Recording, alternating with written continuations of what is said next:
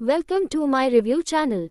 दोस्तों, आज के इस वीडियो में हम बात करने वाले हैं एक बहुत हाई धमाकेदार और दिल को हिला देने वाले ट्रैक की, जहां एक तरफ फाइटर की मार से आर्यवर्धन बुरी तरह जख्मी हो जाता है और दूसरी तरफ मीरा की चाल ऐसी चलती है कि सब कुछ उसके हिसाब से होता हुआ दिखाई देता है।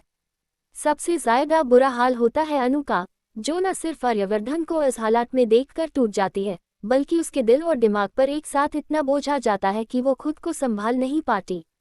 ये पूरा ट्रैक सिर्फ एक सिंपल अटैक या एक नॉर्मल फैमिली प्रॉब्लम नहीं लगता, बल्कि इसके अंदर छुपा है प्लानिंग, धोखा, दर्द और वो सच जो धीरे धीरे सामने आने वाला है।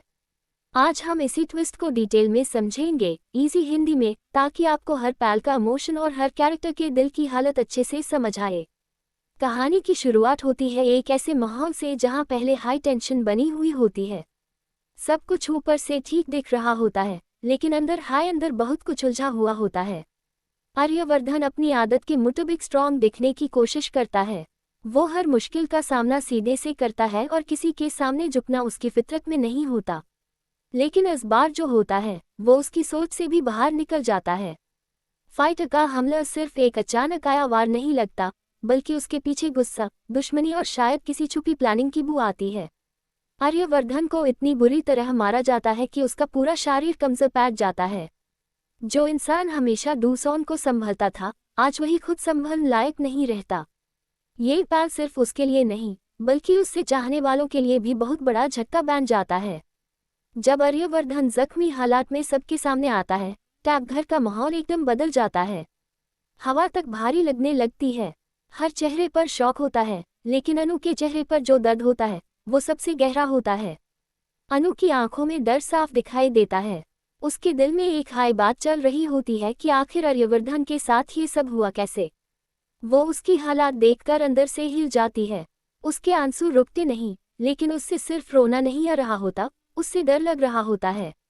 उससे लगता है कि कहीं वो आर्यवर्धन को खो ना दे। उसके मन में बहुत सारे सवाल एक साथ उठते हैं। क्या ये सिर्फ एक लड़ाई थी, या फिर किसी ने जानबूझकर आर्यवर्धन को निशाना बनवाया? क्या ये सब एक बड़ी साजिश का हिस्सा है? और सबसे बड़ा सवाल, क्या आर्यवर्धन अब पहले जैसा वापस आ पाएगा? आर्यवर्धन खुद भी इस हमले के बाद सिर्फ शरीर से नहीं, दिल से भी चोट खा लेता है। उससे समझ आता है कि इस बार वार बहुत गहरा है। एक तरफ उसका दर्द है, दूसरी तरफ उसकी इज्जत और उसकी पहचान को भी झटका लगा है। वो शायद सबके सामने हिम्मत दिखाने की कोशिश करे, लेकिन अंदर यूं एहसास हो रहा होता है कि मामला उतना सीधा नहीं जितना दिख रहा है। उसकी आंखें जैसे किसी सच को ढूंढ रही होती हैं। उससे लगने लगता है कि उसके आसपास कोई ऐसा है जो सामने से अपना और पीछे से दुश्मन बना हुआ है। ये सोच उसके दर्द को और बढ़ा देती है कि उनकी शरीर की चोट वक्त के साथ भर सकती है, लेकिन भरोसे पर लगी चोट बहुत देर तक रहती है। अनु इस पूरे वक्त आर्यवर्धन के पास रहना चाहती है। उसके लिए इस वक्त सबसे ज़रूरी चीज़ आर्यवर्धन की जान और उसकी ठीक हालत होती है। लेकिन अनु का दर्द यहाँ और गहरा हो जाता है, क्योंकि उससे लगने लगता है कि शायद ये सब उसकी वजह से हुआ है। शायद अगर वो किसी बात पर अलग फैसला लेती, अगर वो पहले कुछ समझ जाती, अगर वो किसी पर भरोसा न करती, तो आर्यवर्धन को आज ये दिन न देखना पड़ता। यही गिल्ट उससे तोड़ने लगता है। वो अपने आप को कोसने लगती है। उसका मन बेचैन रहता है। वो आर्यवर्धन को दर्द में देखकर खुद भी अंदर से जख्मी हो जाती है। इस पल में सिर्फ एक अटैक नहीं हुआ होता, बल्कि अनु के दिल पर भी एक गहरा वार हुआ होता है। यहीं पर कहानी में सस्पेंस और गहरा हो जाता है, क्योंकि बाहर से जो कुछ दिख रहा होता है, असल सच उससे काफी बड़ा लगने लगता है।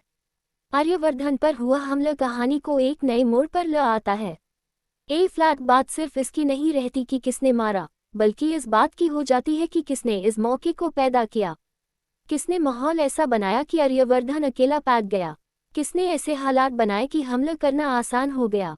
और यहीं से धीरे धीरे शक की सुई मीरा की तरफ मुड़ने लगती है। क्योंकि जब भी कहानी में सब कुछ किसी एक इंसान के फायदे में होता हुआ दिखे, तो सवाल उठना बनता है। और इस बार फेदा सबसे ज्यादा मीरा को हाय मिलता हुआ नजर आ रहा होता है। ए फ्लैट बात करते हैं दूसरे सेक्शन की, जहां मीरा की चाल सफल होती हुई दिखाई देती है और अनु का बुरा हाल और ज्यादा सामने आता है। मीरा का कैरेक्टर इस ट्रैक में बहुत हाई टेस्ट दिमाग और डोर चेहरे के साथ सामने आता है। ऊपर से देखो तो वो परेशान, दुखी और सबके साथ खड़ी नजर आती है। वो ऐसे रिएक्ट करती है जैसे यूज भी आर्यवर्धन की चोट का उतना हाई दुख हो। वो शायद नाम अल्फाज बोले, फायर कर जताए और सबके सामने ये दिखाए कि यूज सबकी चिंता है। लेकिन कहानी का असली मजा यही है कि उनकी दिल के अंदर कुछ और हाई चल रहा होता है। मीरा के चेहरे पर चाहे दुख हो, लेकिन उसकी प्लानिंग धीरे धीरे अपना रंग दिखाती है। यूज पता होता है कि आर्यवर्धन के कमजोर पट्टे हाई घर और रिश्त दोनों हिल जाएंगे। और जब रिश्त हिलते हैं तब सबसे ज्यादा असर उस इंसान पर पड़ता है जो दिल से जुदा हो। यहाँ वो इंसान है अनु। मीरा की सबसे बड़ी चाल यही होती है कि वो सीधा हमला नहीं करती। वो माहौल को ऐसा बनाती है कि दूसरे लोग उसके लिए रास्ता साफ कर दें। इसी वजह से उस पर तुरंत उंगली उठाना मुश्किल हो जाता है। लेकिन अगर ध्यान से देखा जाए तो हर उलझन का धागा जाकर उसी के पास रुकता हुआ महसूस होता है।